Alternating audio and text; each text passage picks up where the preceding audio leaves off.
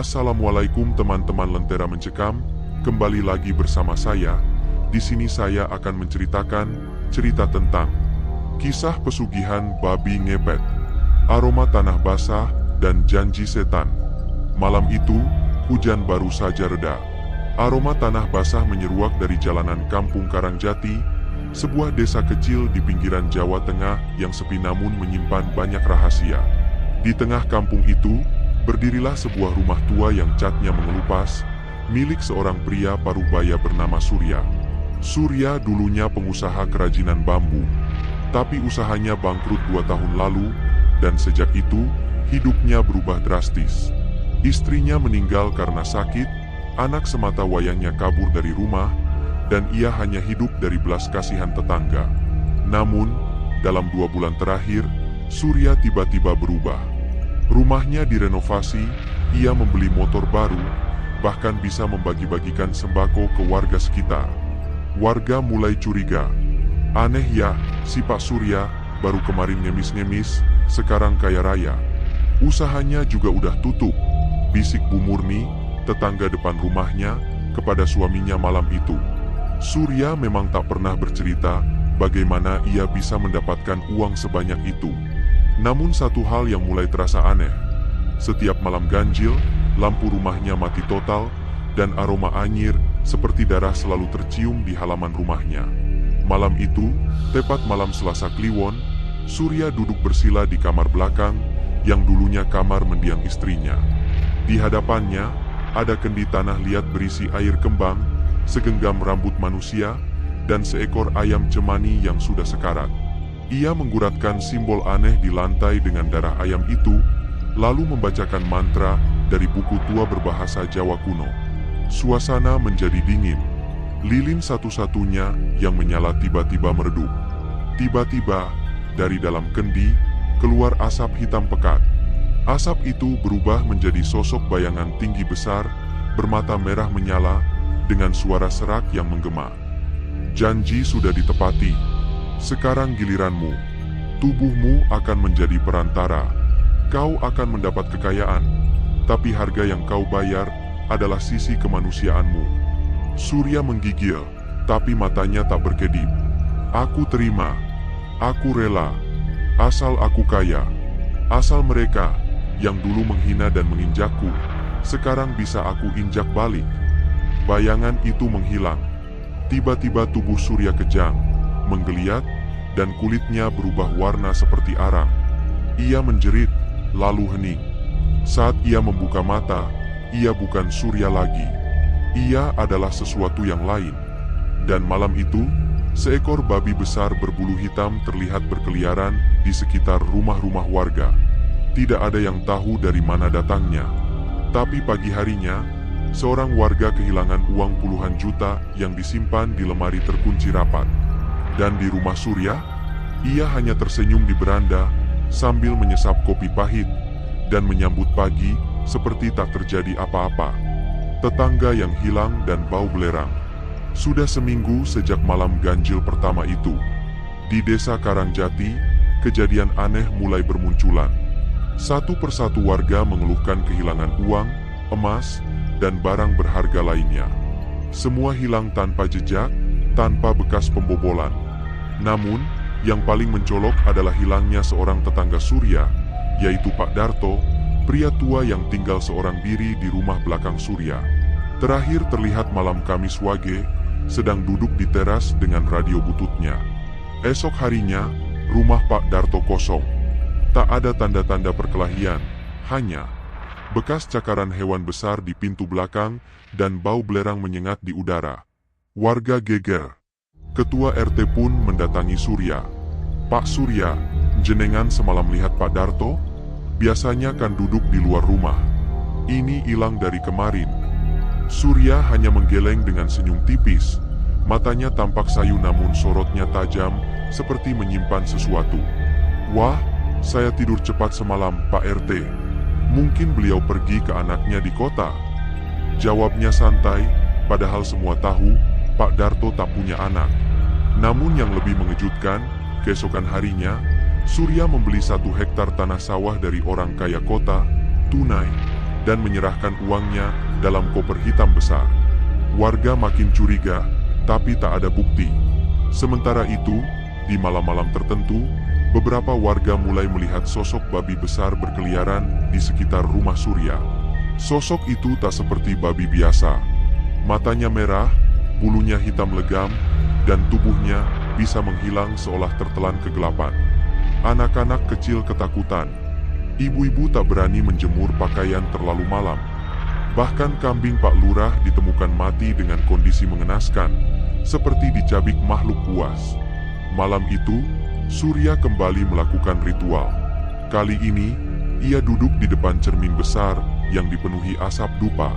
Ia berbicara kepada sosok tak kasat mata, dengan suara pelan namun penuh ambisi. Aku ingin lebih. Aku butuh lebih. Harta ini belum cukup. Dari balik cermin, suara serak itu kembali muncul. Lebih banyak tumbal. Jangan hanya harta. Korbankan rasa takut. Korbankan manusia.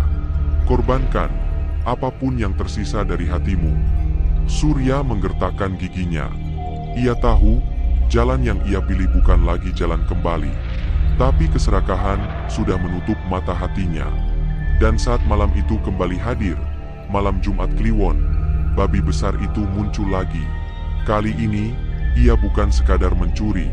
Ia berburu. Pengintai di balik jendela. Suasana desa Karangjati semakin mencekam. Setelah hilangnya Pak Darto dan matinya kambing Pak Lurah, warga mulai melakukan ronda malam. Namun, tak ada yang berani mendekati rumah Surya, terutama setelah malam Jumat Kliwon terakhir. Semua orang tahu, sesuatu yang jahat sedang bersemayam di sana. Di balik jendela rumahnya, Laras, seorang gadis SMA yang tinggal bersama neneknya, mulai memperhatikan gerak-gerik Surya. Laras dikenal cerdas dan berani.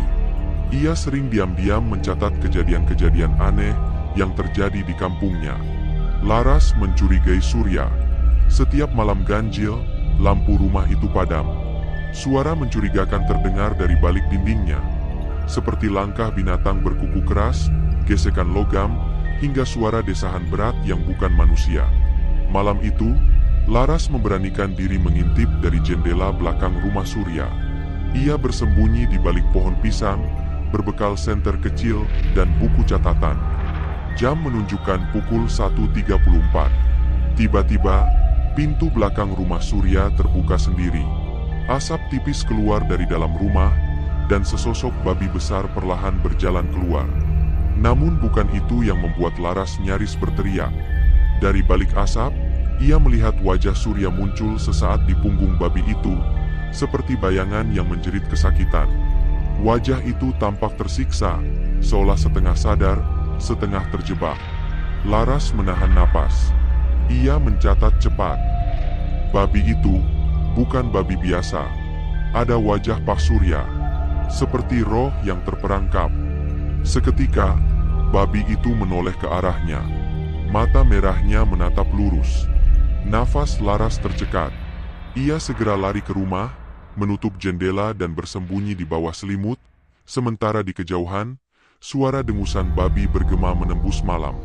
Pagi harinya, kabar duka kembali menyebar. Bu Murni, tetangga yang sering bergosip soal Surya, ditemukan tewas di dalam sumur tua di belakang rumahnya. Tubuhnya luka-luka seperti dicakar hewan buas. Tapi yang lebih aneh, di sekeliling sumur ditemukan tapak kaki babi besar, yang hanya muncul dalam arah masuk, tanpa jejak keluar. Warga mulai panik. Mereka mendatangi dukun kampung bernama Mbah Parto, seorang tua buta yang katanya bisa bicara dengan roh penjaga desa. Mbah Parto hanya duduk diam, lalu berkata dengan suara pelan, "Ada yang membuka pintu dari dunia gelap, dan menukar jiwanya demi kekayaan. Tapi ingat, tiap kesepakatan dengan iblis selalu ada tagihannya." Dan malam belum selesai. Karena Surya semakin haus kekayaan, dan pesugihan itu belum selesai menagih tumbalnya. Tumbal yang tertulis dalam darah. Laras tidak bisa tidur sejak malam itu. Setiap kali ia memejamkan mata, wajah Surya yang muncul di punggung babi itu selalu menghantui pikirannya. Ia tahu, sesuatu yang sangat jahat sedang terjadi, dan semakin hari, semakin kuat. Ia mencoba menghubungi temannya, Bayu, yang kuliah di luar kota dan sedang libur semester. Bayu pernah ikut komunitas mistik kampus. Ia juga tahu soal pesugihan. Setelah mendengar cerita Laras, Bayu datang ke Karangjati, membawa buku tua berisi ritual Jawa kuno dan simbol-simbol pesugihan. Ini serius, Laras. Kalau memang benar Surya terlibat babi ngepet, itu artinya dia sudah menyerahkan tubuh dan jiwanya pada iblis. Dia akan terus berubah, sampai kehilangan sisi manusianya, kata Bayu sambil menunjukkan simbol pengikat roh babi ngepet di buku itu. Sementara itu di rumah Surya, ritual kembali dilakukan. Kali ini lebih gelap, lebih kejam. Di hadapannya, bukan lagi ayam cemani, tapi kucing hitam yang ia potong kepala hidup-hidup. Darahnya ia oleskan ke cermin ritual sambil membaca mantra dalam bahasa Jawa halus yang sudah dipelintir menjadi kutukan. Aku serahkan rasa, aku serahkan hati, aku serahkan nurani. Asal emas mengalir, asal tanah meluas, asal semua milikku. Suara dari balik cermin menjawab. Tumbal berikutnya, satu nyawa muda, perempuan, murni. Purnama tinggal 2 malam. Pilih atau kuambil sendiri. Surya tercekat. Keringat dingin membasahi lehernya. Ia tahu apa maksudnya. Laras. Gadis itu tinggal tak jauh dari rumahnya. Masih suci. Belum menikah. Dan Surya tahu, sejak kemunculan babi itu, Laras selalu memperhatikannya. Ia merasa terancam. Namun, sisi iblis dalam dirinya mulai mengambil alih. Malam itu, ia berdiri di depan rumah Laras, menyamar sebagai tetangga biasa, membawa bingkisan. Laras membuka pintu. Mata mereka bertemu. Ada senyum samar di bibir Surya, tapi tatapannya kosong. Seperti tubuhnya sudah tak sepenuhnya milik manusia. Laras menolak menerima bingkisan itu. Maaf, Pak. Saya lagi nggak bisa nerima tamu. Surya hanya tertawa kecil, lalu berbalik pergi. Tapi sebelum meninggalkan halaman, ia berkata pelan. Kamu mirip sekali dengan istriku dulu. Gadis polos. Waktu masih hidup. Laras langsung menutup pintu. Ia tahu bahaya semakin dekat. Dan di kejauhan, suara babi kembali terdengar. Mengerang panjang, seperti lapar akan darah. Malam itu, Bayu dan Laras membuat rencana. Mereka akan mencari sumber kekuatan pesugihan Surya. Menurut buku yang Bayu bawa, babi ngepet tidak akan bisa berubah tanpa penyangga jiwa, yaitu benda sakral milik pesugih yang disimpan di tempat tersembunyi. Kendi tua, batu akik merah, atau cermin ritual. Mereka harus menghancurkan benda itu sebelum purnama datang. Sebelum Laras menjadi tumbal berikutnya. Dan waktu mereka tinggal 2 malam. Rumah tanpa cahaya. Malam mulai turun, dan langit di atas Karangjati tampak seperti luka yang menganga. Penuh awan gelap dan suara petir dari kejauhan. Laras dan Bayu berdiri di depan pagar rumah Surya. Lampu rumah itu mati total, seperti biasa saat malam ganjil. Tapi malam ini terasa berbeda. Aku yakin benda pemanggilnya ada di dalam rumah. Rasanya ada hawa berat dari arah belakang, bisik Bayu. Laras menggenggam liontin ibunya yang selalu ia pakai sejak kecil. Entah kenapa, benda itu terasa hangat malam ini, seakan ingin melindunginya. Mereka menyelinap masuk lewat celah pagar samping, bersembunyi di antara semak. Udara di sekeliling rumah Surya lembab dan dingin seperti kuburan. Langkah mereka perlahan menuju belakang rumah, ke arah gudang kecil yang terkunci dari luar. Bayu membuka kunci dengan kawat. Saat pintu berderit terbuka, aroma amis dan menyengat langsung menyergap. Di dalam ruangan, mereka melihat cermin besar dengan simbol merah di tengahnya, kendi tua, dan tumpukan sesajen yang mulai membusuk. Ini dia, kata Bayu, menunjuk ke arah cermin. Kalau kita hancurkan ini, energi pesugihannya akan terganggu. Tapi kita harus cepat. Ritualnya bisa dimulai kapan saja. Tiba-tiba, lampu di rumah Surya menyala. Pintu depan terbuka, dan terdengar langkah kaki. Tapi bukan langkah manusia. Tok, tok, tok, tok. Berat, pelan, menggemparkan tanah. Laras dan Bayu saling tatap, lalu menahan napas. Dari balik gudang, mereka mengintip dan melihat sosok babi besar itu berjalan ke arah mereka. Tapi kali ini, sosok itu lebih menyeramkan. Tubuhnya lebih besar, bulunya lebih tebal, dan wajahnya tak sepenuhnya babi. Dari bagian matanya, tergambar wajah manusia. Wajah Surya yang perlahan membusuk. Babi itu menjerit keras. Tanah di sekeliling bergetar. Laras nyaris berteriak, tapi Bayu menarik tangannya dan berbisik. Sekarang atau tidak pernah. Dengan seluruh tenaga, Bayu melempar batu besar ke arah cermin. Praaah! Cermin itu pecah, dan saat itu juga, suara jeritan panjang terdengar dari seluruh rumah. Babi itu menggeliat kesakitan, tubuhnya terbakar dari dalam, mengeluarkan asap hitam yang membentuk wajah-wajah orang yang telah menjadi tumbal. Namun sebelum semuanya musnah, Surya muncul dalam wujud setengah manusia setengah babi, tubuhnya setengah telanjang, matanya merah darah. "Kalian, anak-anak sialan!" teriaknya. Bayu mencoba membacakan doa penolak roh jahat dari buku tua itu. Tapi Surya melompat, mencakar dada Bayu dan melemparkannya ke dinding. Laras menjerit, namun saat ia mengangkat liontin ibunya, sinar terang menyembur keluar. Liontin itu menyala, membakar tubuh Surya perlahan-lahan. Surya menggeram kesakitan.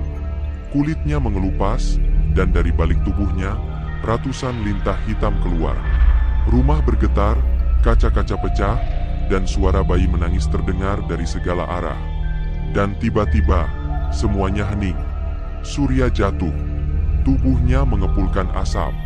Ia perlahan kembali ke bentuk manusia, tubuhnya terbakar, wajahnya penuh darah. Sebelum nyawanya habis, ia berbisik pelan.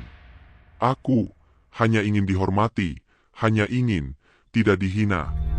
Dan matanya tertutup selamanya. Bayu terluka parah tapi sadar. Laras menangis sambil memeluknya. Mereka berhasil menghentikan pesugihan itu untuk sementara. Namun, dari kejauhan, suara misterius masih terdengar samar. Janji darah tak pernah benar-benar putus. Warisan terlarang.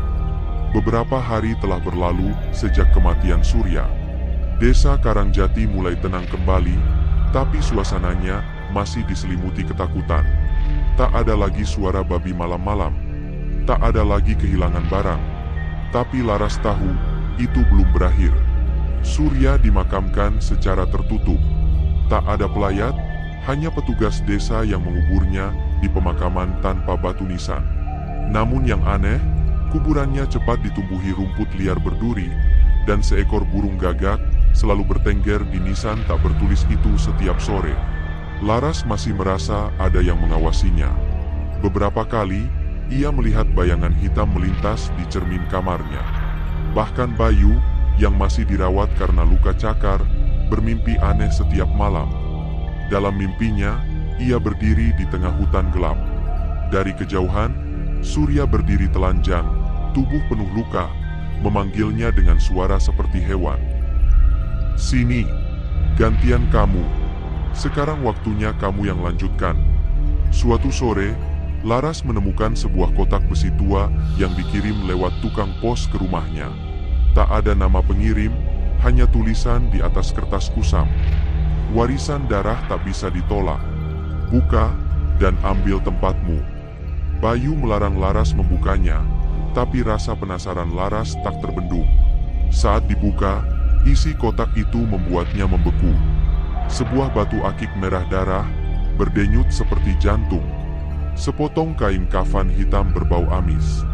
Dan foto dirinya diambil dari belakang di saat ia berdiri di depan rumah Surya malam itu. Laras gemetar.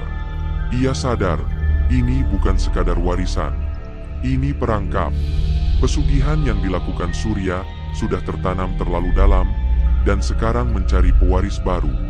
Malam harinya, Laras dan Bayu kembali menemui Mbah Parto. Mbah Parto, yang sudah buta sejak muda, langsung mencium bau akik merah itu meski belum disentuh. Duh, anakku! Batu itu bukan batu biasa. Itu jantung kontrak antara manusia dan iblis pesugihan. Siapa yang memegangnya akan dianggap penerus. Kalau tidak dikembalikan ke tempat asalnya, dia akan terus menghisap jiwa, sampai pewaris menyerah atau mati. Laras pucat. Bayu menatapnya dalam diam. Lalu Mbah Parto melanjutkan dengan suara berat. Kalian harus kembali ke tempat asal pesugihan ini. Tempat Surya pertama kali memulai semuanya, petilasan Setra Ireng. Sebuah lokasi terlarang di ujung hutan tua yang konon tak bisa dimasuki manusia biasa, kecuali dengan darah tumbal. Dan malam itu, mereka memutuskan berangkat ke tempat di mana semua kegelapan dimulai. Ke tempat di mana Surya pernah menjual jiwanya dan kini menagih balasan. Petilasan Setra Ireng. Malam itu, Laras dan Bayu berjalan menyusuri hutan Karangjati dengan membawa batu akik merah, jantung kontrak pesugihan, di dalam kain kafan. Langit di atas mereka tanpa bintang. Pepohonan menjulang seperti tangan-tangan roh penasaran yang mencoba menyentuh mereka dari kegelapan. Setelah 2 jam berjalan, mereka tiba di sebuah tanah lapang yang kering dan berbau tanah busuk. Tempat itu adalah petilasan Setra Ireng, area terlarang yang bahkan burung pun enggan terbang melintasinya. Di tengah lapang, ada pohon beringin mati, hitam, tanpa daun. Dan di bawahnya terdapat lingkaran tanah merah, bekas ritual kuno. Bayu membaca mantra dari buku tua yang ia bawa. Saat ia menyelesaikan bait terakhir, tanah mulai bergetar pelan. Udara mendingin drastis. Dan perlahan, cahaya merah muncul dari balik tanah, membentuk sosok Surya. Tapi bukan Surya seperti sebelumnya. Tubuhnya besar, separuh manusia, separuh babi. Dagingnya membusuk, dan dari mulutnya keluar suara-suara aneh, seperti rintihan banyak jiwa. Kalian pikir bisa menghancurkan perjanjian ini begitu saja? Aku adalah bagian dari perjanjian. Dan begitu kalian datang membawa jantung batu itu, kalian adalah bagian dari keluarga pesugihan. Laras berdiri gemetar, tapi ia menahan takutnya. Aku bukan keluargamu. Aku tak akan lanjutkan warisanmu, Surya. Namun, Surya tertawa keras dan berkata, "Terlambat, Laras. Nama kamu sudah ditulis, dan kau adalah tumbal terakhir." Tiba-tiba, bayangan hitam dari segala penjuru mulai merayap ke arah Laras, seperti kabut yang hidup. Mereka adalah roh-roh para tumbal sebelumnya, Pak Darto, Bu Murni, bahkan hewan-hewan ternak. Semua kini menjadi penjaga kontrak. Bayu berteriak, "Laras, letakkan batu itu di dalam lingkaran. Sekarang." Dengan gemetar, Laras melangkah ke tengah lingkaran. Ia mengangkat batu akik itu, yang kini berdenyut makin cepat seperti jantung sekarat, dan meletakkannya tepat di titik pusat. Tanah meledak. Cahaya merah menyilaukan. Jeritan Surya mengguncang malam. Tidak. Tubuh Surya meledak dalam kilatan api hitam, lalu menghilang bersama semua roh-roh penjaga. Hening. Gelap. Udara kembali normal. Laras jatuh terduduk. Bayu memeluknya. Mereka berhasil. Atau setidaknya, itulah yang mereka kira. Karena jauh di dasar tanah Setra Ireng, sesuatu masih berdenyut. Batu akik itu tak hancur, hanya terkubur. Dan bisikan kecil muncul dari tanah. Masih ada yang harus membayar. Dan petilasan itu tetap berdiri, menunggu pewaris baru, janji baru, dan pesugihan belum benar-benar berakhir. Tumbal terakhir. Seminggu berlalu sejak kejadian di petilasan Setra Ireng. Laras dan Bayu kembali ke desa dengan harapan hidup akan normal. Tapi dari hari ke hari, Laras merasa tubuhnya berubah. Setiap malam, ia bermimpi dirinya berlari telanjang di tengah hutan. Dalam mimpi itu, ia bukan lagi manusia, tapi babi. Dikejar bayangan-bayangan gelap, dan suara-suara tumbal masa lalu yang memanggil namanya. "Laras, giliranmu sekarang, bayarlah hutang darahnya." Setiap kali terbangun, telapak kakinya kotor penuh tanah, dan bajunya bau amis. Tapi yang paling aneh, perutnya sering terasa perih, seperti ada sesuatu yang tumbuh di dalam. Bayu semakin curiga. Ia diam-diam memasang kamera di kamar Laras saat tidur. Dan keesokan paginya, ia melihat rekaman mengerikan. Laras bangun dari tidur, matanya putih kosong, lalu merangkak ke jendela dan melompat keluar. Ia berjalan telanjang melewati jalan desa, dan berubah wujud menjadi babi hitam dalam sekejap. Bayu tak bisa berkata apa-apa. Ia menangis. Tapi satu hal yang ia tahu, Laras sudah ditandai sebagai penerus pesugihan, dan kini tubuhnya mulai diambil alih. Bayu membawa rekaman itu ke Mbah Parto. Wajah lelaki tua itu langsung pucat. "Aku sudah duga, batu akik itu cuma pemancing. Yang mereka mau sebenarnya adalah Laras. Tumbal terakhir harus dari keturunan darah sendiri. Dan Surya adalah paman kandung Laras." Laras mendengar itu, dan tubuhnya langsung lemas. Air matanya mengalir. Ia teringat masa kecil, saat ibunya pernah berkata, "Kita menjauh dari keluarga besar, karena pamannya punya jalan hidup yang salah." Kini semua masuk akal. Ia bukan hanya korban, ia adalah bagian dari darah pesugihan itu sendiri. Dan malam itu, Laras pamit kepada Bayu. "Kamu sudah cukup membantu, Yu. Tapi ini, harus aku selesaikan sendiri." Malam Jumat Legi. Langit merah. Petir tak berhenti menyambar. Laras berdiri sendirian di tengah petilasan Setra Ireng. Ia menggenggam liontin ibunya dan mulai membaca doa yang ia pelajari dari Mbah Parto. Tapi saat itu juga, tubuhnya mulai berubah. Kulitnya menghitam, matanya menjadi merah, dan suara dari dalam dirinya tertawa. "Tak bisa lari, Laras. Darahmu sudah ditulis. Kau bukan manusia lagi. Kau adalah tumbal terakhir dan pengganti Surya." Laras berteriak, menggali tanah, mengambil kembali batu akik itu, dan menusukkannya ke dadanya sendiri. "Aku tidak mau jadi sepertimu, Surya." Cahaya merah menyala, membakar tubuh Laras dari dalam. Ia menjerit. Matanya menangis darah. Dan di detik terakhir sebelum jiwanya hancur, ia tersenyum. "Setidaknya, kutukan ini mati bersamaku." Tubuh Laras terbakar habis. Batu akik itu ikut meleleh. Petilasan Setra Ireng runtuh, tanahnya merekah, menelan semua kegelapan ke dalam perut bumi. Bayu datang ke lokasi keesokan paginya. Yang tersisa hanya abu hangus dan liontin Laras.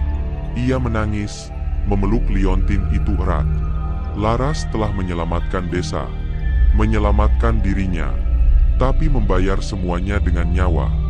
Malam terakhir. Sudah 3 bulan sejak Laras meninggal di petilasan Setra Ireng. Desa Karangjati tampak tenang. Tak ada lagi babi jadi-jadian, tak ada lagi kehilangan, tak ada lagi bisikan malam. Tapi Bayu tahu, ketenangan ini dibayar mahal. Bayu memilih tinggal di desa, menjaga rumah Laras yang kini kosong. Setiap malam ia menyalakan lilin di kamar Laras, berdoa agar arwahnya tenang. Namun, dalam sunyi yang ia rawat, kadang muncul suara. "Yu, kamu di situ?" Suara Laras. Lembut, pelan, seperti terbawa angin. Bayu selalu menolak mengakuinya. Tapi malam-malam tertentu, liontin Laras bergetar sendiri di meja, dan jendela terbuka padahal tidak ada angin. Suatu malam Jumat Kliwon, Bayu berjalan ke pasar malam desa yang baru diadakan. Di tengah keramaian, ia melihat seorang wanita mirip Laras, berdiri di antara orang-orang, tapi tak ada yang menyapanya. Ia tersenyum padanya, lalu hilang begitu saja. Bayu panik. Ia pulang cepat. Sesampainya di rumah, pintu terbuka sendiri. Di meja tamu, ada kotak kayu kecil. Dan di atasnya, foto dirinya, persis seperti saat ia pertama kali masuk ke rumah Surya bersama Laras. Tangannya gemetar saat membuka kotak itu. Isinya, sebongkah batu hitam kecil, berdenyut pelan, secarik kain merah, bertuliskan aksara kuno, dan catatan tulisan tangan Laras. Bayu, jika kamu membaca ini, berarti kamu telah dipilih. Batu pesugihan tidak pernah hancur. Ia hanya pindah tuan. Dan sayangnya, aku tidak bisa menghindarkanmu dari semuanya. Tapi kamu punya pilihan. Jangan ulangi kesalahan kami. Jangan tergoda. Buang batu ini, sebelum kamu mendengar bisikan pertamanya. Bayu menjatuhkan surat itu. Matanya mulai berair. Tapi batu itu sudah mulai berbisik. Bayu, kamu tak ingin hidup miskin, kan? Lanjutkan. Hanya satu malam saja. Bayu menjerit, melempar batu itu keluar rumah. Tapi sebelum ia sempat keluar, batu itu sudah kembali di mejanya. Dan malam itu, tetangga Bayu melaporkan kehilangan ponsel, dompet, dan ayam. Dari kejauhan, suara tawa Laras terdengar samar. Kutukan ini tidak pernah benar-benar berakhir. Dan dari dalam kegelapan rumah itu, terlihat sepasang mata merah, mengintai, menunggu giliran. Tamat.